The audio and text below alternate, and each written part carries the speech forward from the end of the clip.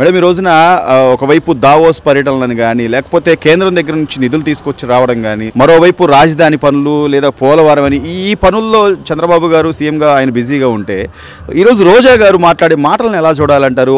ముసలోళ్ళంతా ముసలోడు బటన్ నొక్కితే ఎప్పుడు పడతాయా అని చెప్పి ఎదురు చూస్తున్నారు, బటన్ కూడా నొక్కట్లేదు, ఒక ముసలోడు అని మాట్లాడుతున్నావండి. ఎలా అసలు రోజా నువ్వు చంద్రబాబు నాయుడు గారిని ముసలాడు అంటానికి నీకు సిగ్గు సర్వం ఉందా లేదని మేము తెలుగు మహిళలుగా మేము ప్రశ్నిస్తున్నాం. దావోస్ వెళ్ళారంటే మీరు చేసిన రాష్ట్రాన్ని 5 సంవత్సరాలు భ్రష్టు పట్టించారు, అమరావతిని ఇది చేశారు, పోలవరం మొత్తం పూర్తిగా వదిలేశారు. అలాంటి దాన్ని దావోస్కి వెళ్ళి బాబు గారు పరిశ్రమలన్నింటినీ మీరు పంపించిన పరిశ్రమలన్నింటినీ తిరిగి తెచ్చుకుంటున్నారు. అదే కేంద్రంలో నిర్మలా సీతారామన్ గారు మన బడ్జెట్ దాంట్లో కూడా పోలవరానికి ఆవిడ బడ్జెట్ నిధులు కేటాయించారు. ఒక రాష్ట్రపతి గారు ద్రౌపది మురుగన్ గారు పోలవరం గురించి మాట్లాడారంటే చంద్రబాబు గారి స్టామినా ఎంతో తెలుస్తుంది. మీరు చంద్రబాబు గారిని ముసలాడు అంటున్నారు, మీరు ఆయన ముసలాడు, ఆయనతో మీరు పరిణించింది దావోస్ లో అంత చలిలో కూడా ఆయన కనీసం స్వెటర్ కూడా వేసుకోకుండా దావోస్ లో వెళ్ళిన ఆఫీసర్ల కన్నా ముందు ఆయన కాన్ఫరెన్స్ హాల్ కి వెళ్ళి కూర్చున్నారు. వాళ్ళు సార్ కొంచెం లేట్ గా మీరు రావండి అంటే సరేనయ్యా అన్నారే గానీ ఆయన ముసలాడు కాదు, ఆయన ముసలాడు అంటున్నారు, మీరు ముసలాడు, ఆయన వయసుకు ముసలాడు కాదు, ఆయన ఎప్పుడు యూతే, ఆయన తిరిగే అంత తిరుగుల్లో మీరు కనీసం ఒక్క అడుగు తిరగలా. అయినా నువ్వు 9 నెలలు 6 నెలలు ఎలక్షన్ అయిన 6 నెలలు నువ్వు ఎక్కడ తెచ్చా? అప్పటి వరకు నీకు చంద్రబాబు గారు ఎక్కడ ఉంటున్నారో అని తెలియలేదా? రాష్ట్రాన్ని ఎంత భ్రష్టు పట్టించారో తెలియలేదా? 6 నెలలు రేపు నీకు రెడ్ బుక్ ఓపెన్ అవుతుంది. పెద్దిరెడ్డి 74 ఎకరాల్లో నువ్వు కూడా ఉన్నావంట కదా, పడవలోనూ కూడా మీరు బిల్డింగ్ కట్టుకున్న బతుకులు కదా మీరు.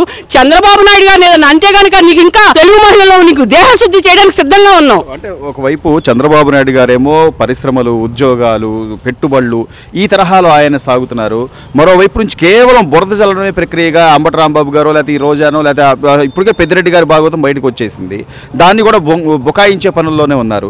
వీళ్ళందరికీ కూడా చట్ట ప్రకారం చంద్రబాబు గారు ఏదైతే చెప్తున్నారో చట్ట ప్రకారం చర్యలు తీసుకునే రోజులు దగ్గరలోనే ఉన్నాయి అనుకోవచ్చు. చాలా దగ్గరలో ఉన్నాయండి. కానీ కార్యకర్తలుగా మేము వాళ్ళది ఎప్పుడు రెడ్ బుక్ ఓపెన్ అవుద్దా, ఎప్పుడు ఒక్కొక్కరికి ఎంత ఇదిగా పనిష్మెంట్ పడుద్దని మేము ఎదురు చూస్తున్నాం. ఎందుకంటే గత 5 సంవత్సరాలుగా చంద్రబాబు గారి కుటుంబాన్ని, చంద్రబాబు గారిని, లోకేష్ ని మామూలుగా టార్చర్ చేయలేదు. కార్యకర్తలు అందరి మీదకి బాగా వచ్చారు. కానీ ఇది తప్పనిసరిగా రెడ్ బుక్ ఓపెన్ అవుద్ది, పనిష్మెంట్ అయితే గ్యారంటీగా ఉంటుందండి. మేడం ఈ రోజున లోకేష్ గారు ఆయన యువ నాయకుడిగా ఆయన తీసుకుంటున్న నిర్ణయాలు ఈరోజు మొబైల్లోనే మనం అన్ని సేవలు పొందేలాగా మొబైల్ గవర్నెన్స్ అంటూ తీసుకొచ్చారు. ఆ సేవల గురించి మీరేం చెప్తారు? మొబైల్ సేవలు అంటే ఎవరికి ఇది లేకుండా, ఎవరికి నువ్వు రూపాయలు లంచం ఇవ్వకుండా మొబైల్ సేవలు ఇచ్చారు. అది వరకు మాకు ఏదైనా సేవ కావాలంటే అలాగే ఇప్పుడు మనం టికెట్ బుక్ చేసుకోవాలన్నా కూడా దేనికైనా కమిషన్లు ఇవ్వాలి. ఇప్పుడు అలా కాదు, దేవుడి దర్శనాలకి, ఆర్టీసీ సేవలకి, పోలీస్ ఆలయి అన్నిటికీ మనకి మొబైల్ లింక్ ఇచ్చారు. ఈ గవర్నెన్స్ ద్వారా బాగా చేస్తున్నారండి. ఇది జనాల్లోకి ఇంకా పబ్లిసిటీ ద్వారా ప్రాచుర్యం పొందాలని కోరుకుంటున్నాం. సో ఇలాంటి కార్యక్రమాలతో రాష్ట్రాన్ని ఒక అడుగు ముందుకు తీసుకెళ్లే పనుల్లోనే వీళ్ళు ఉన్నారు. అవును. చిన్నప్పుడు నిన్న పిల్లలు స్కూల్కి వెళ్తే సాటర్డే నో బ్యాగ్, ఓన్లీ ఆడుకోవటానికి. అది ఎంత బాగా పిల్లలందరికీ మైండ్ రిఫ్రెష్ గా ఉంటుంది. లోకేష్ గారు పిల్లలకి మనస్తత్వానికి అనుగుణంగా ప్రవర్తిస్తున్నారు, విద్యాశాఖ మంత్రి గారు. అమ్మ ఈ రోజున లోకేష్ గారు విద్యాశాఖ మంత్రిగా ఆయన తీసుకుంటున్న నిర్ణయాలు కానండి, మిడ్ డే మీల్స్ ఇంటర్ చదువుతున్న పిల్లలకు కూడా మిడ్ డే మీల్స్ ఏర్పాటు చేశారు. ఈరోజు నో బ్యాగ్ డే అంటూ పిల్లలకి వాళ్ళ మైండ్ రిఫ్రెష్ అయ్యే విధంగా వారంలో ఒక రోజు స్కూల్ బ్యాగ్తోనే సంబంధం లేకుండా సృజనాత్మకత సంబంధించిన అంశాలు కానివ్వండి, లేదా ఇప్పుడు మొబైల్లోనే అన్ని సేవలు మనకి కళ్ళ ముందు కనిపించేలాగా మొబైల్ గవర్నెన్స్ తీసుకురావడం కానివ్వండి, ఎలా చూడాలి లోకేష్ గారి?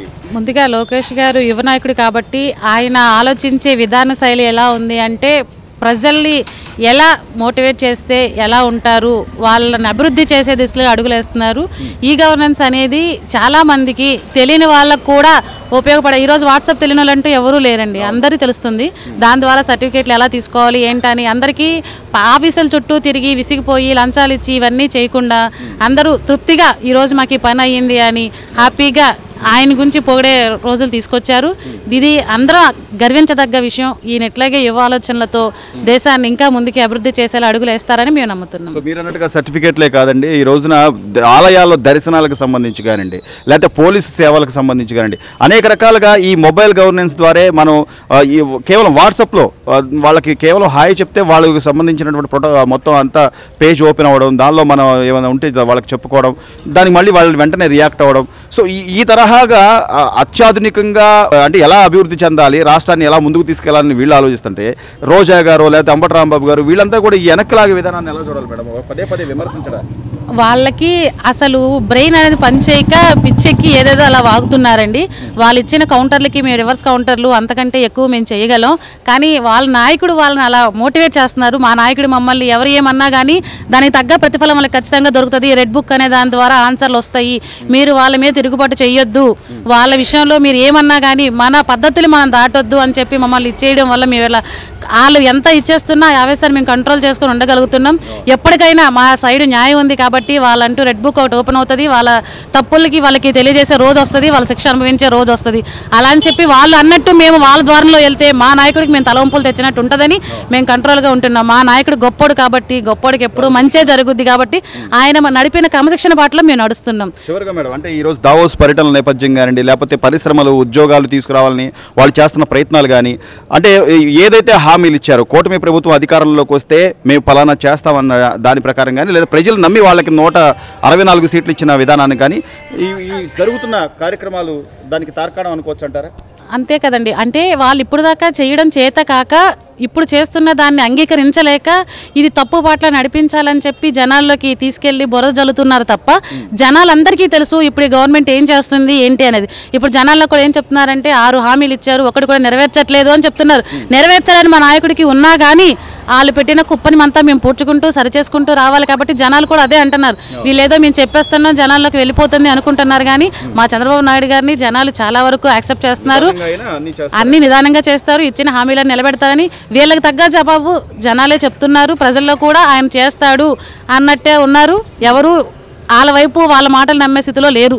ప్రస్తుతానికి 5 ఏళ్ల పాలనలో విసిగిపోయి ఉన్నారు జనాలు. Please subscribe to Leo news for more videos.